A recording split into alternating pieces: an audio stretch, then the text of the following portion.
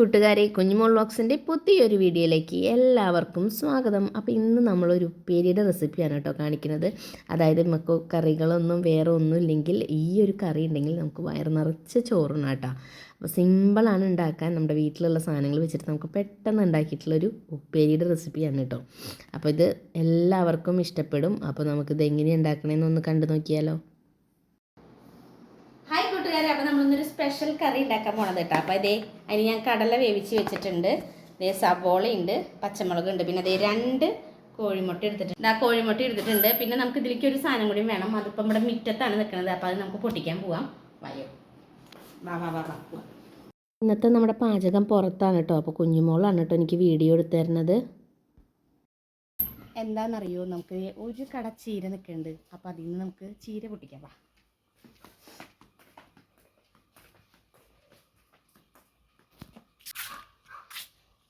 കണ്ട നമ്മുടെ ചീര തന്നെ ഉണ്ടായതാട്ടോ. അപ്പോൾ നമുക്കിതൊന്നൊരു ഉപ്പേരി ഉണ്ടാക്കാം. അപ്പോൾ അതേ ചീര ഞാൻ പൊട്ടിക്കട്ടെ.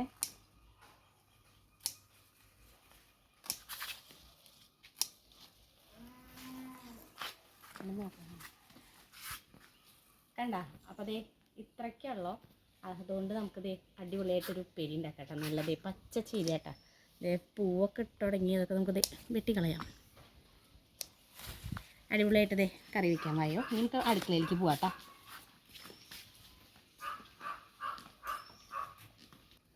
ചീര കേട്ടോ, അതുപോലെ കഴുകാം.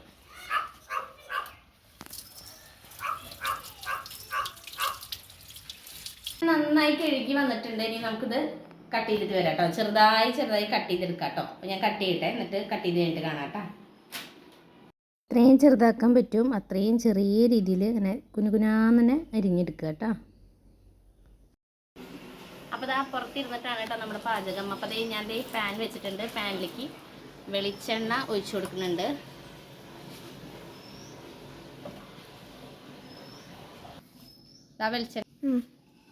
വെളിച്ചെണ്ണ ചൂടായിട്ടുണ്ട്. ഇതേ നമുക്ക് 2 കോഴിമുട്ട ഒന്ന് കൊത്തിപ്പൊരിക്കാം.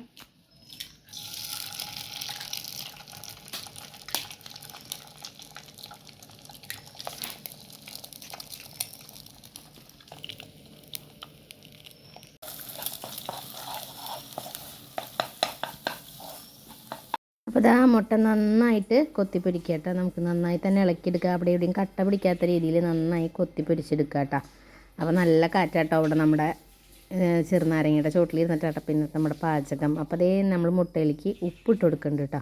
ഉപ്പിട്ട് നന്നായിട്ടൊന്ന് മിക്സ് ചെയ്ത് കൊടുക്കുക. എല്ലാ ഭാഗത്തേക്കും എത്ര വിധത്തിൽ മിക്സ് ചെയ്ത് കൊടുക്കുക കേട്ടോ.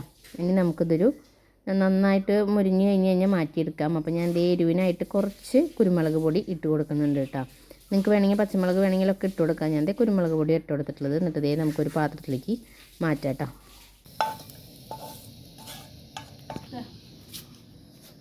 അടുത്തായിട്ട് ഈ പാൻ തന്നെ വെച്ചിട്ടുണ്ട്. ഞാൻ കുറച്ച് വെളിച്ചെണ്ണ ഒഴിച്ചു കൊടുക്കുന്നുണ്ട്. ആയിട്ടുണ്ട്. ചൂടായ വെളിച്ചെണ്ണയിലേക്ക് ഇതാ ഒരു സബോള അരിഞ്ഞത് ഇട്ട് കൊടുക്കുന്നുണ്ട്. കൊച്ചുള്ളി ഉണ്ടെങ്കിൽ അതിട്ട് കൊടുത്തോളൂ കേട്ടോ. ഒപ്പം തന്നെ പച്ചമുളക് ഇട്ട് കൊടുക്കുന്നുണ്ട്. ഇനി നന്നായിട്ടതൊന്ന് മൂത്ത് വരട്ടെ. കുറച്ച് മഞ്ഞൾപ്പൊടി ഇട്ട് കൊടുക്കാം.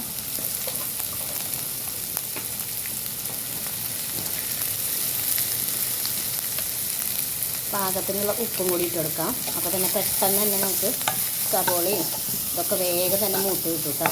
ഇവിടെ കിടന്ന് മൂക്കട്ടെ. അപ്പോൾ അതായത് നമ്മൾ മുറ്റത്ത് തന്നെ പാചകമായ കാരണം മുറ്റത്ത് തന്നെ വേഗം കറിവേപ്പില പൊടിച്ചു കൊടുക്കുന്നുണ്ട്. അപ്പോൾ അതും കൂടി നമുക്ക് ഇട്ട് കൊടുക്കാം. അപ്പോൾ അതാണ് നമ്മുടെ സബോളയൊക്കെ മൂത്ത് വന്നിട്ടുണ്ട്. ഞാൻ കുറച്ച് കുത്തുമുളക് എടുത്ത് വെച്ചിട്ടുണ്ട്. കുത്തുമുളക് ആദ്യം ഇട്ട് കൊടുക്കാം. ഒരു 1.5 ടീസ്പൂൺ കുത്തുമുളകും 1 ടീസ്പൂൺ സാദാ പിരിയമുളകിൻ്റെ പൊടി ഇട്ട് കൊടുത്തിട്ടുണ്ട്. ഇനി ഒന്ന് ജസ്റ്റ് ഇതൊന്ന് മൂക്കട്ടെ. മുളകിൻ്റെയൊക്കെ ഒരു പച്ചമണം മാറുന്ന വരെ ഒന്ന് നമുക്കൊന്ന് ഇളക്കിയെടുക്കാം.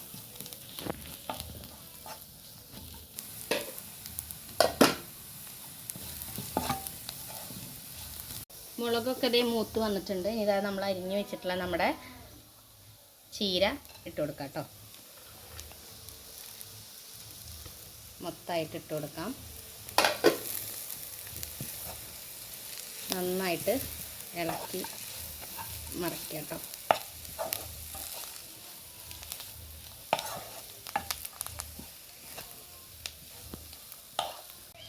അപ്പോൾ അതാ എല്ലാം ഇളക്കി സെറ്റായിട്ടുണ്ട്. ഇനി നമുക്കിത് കുറച്ച് നേരം ഒന്ന് ഇല വേവാൻ വേണ്ടിയിട്ടൊന്ന് മൂടി വയ്ക്കാം കേട്ടോ.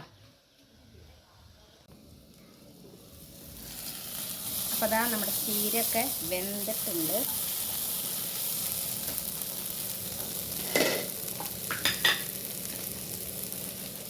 ഇതാ നമ്മൾ എടുത്തു വെച്ചിട്ടുള്ള കടല നമുക്കിതിൻ്റെ കൂടെ ഇട്ട് കൊടുക്കാം.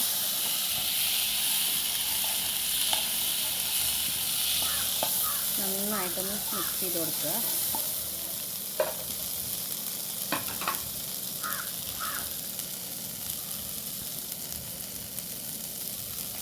തന്നെ അതായത് നമ്മൾ പൊരിച്ച് വെച്ച മുട്ടയും കൂടി ഇതിലിട്ട് കൊടുക്കാം.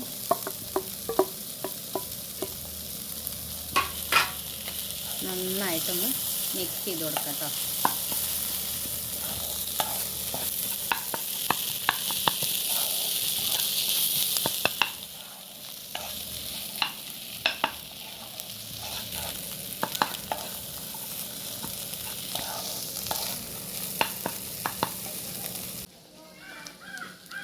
എല്ലാം സെറ്റായതിന് ശേഷം കുറച്ച് മസാലപ്പൊടി ഒന്ന് ജസ്റ്റ് ഒന്ന് തൂക്കി കൊടുക്കാം.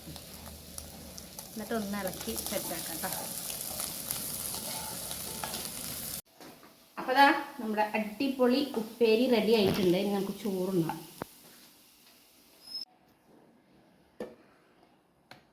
അപ്പോൾ അതാ നമ്മുടെ ഉപ്പേരി സെറ്റായിട്ടുണ്ട് കേട്ടോ.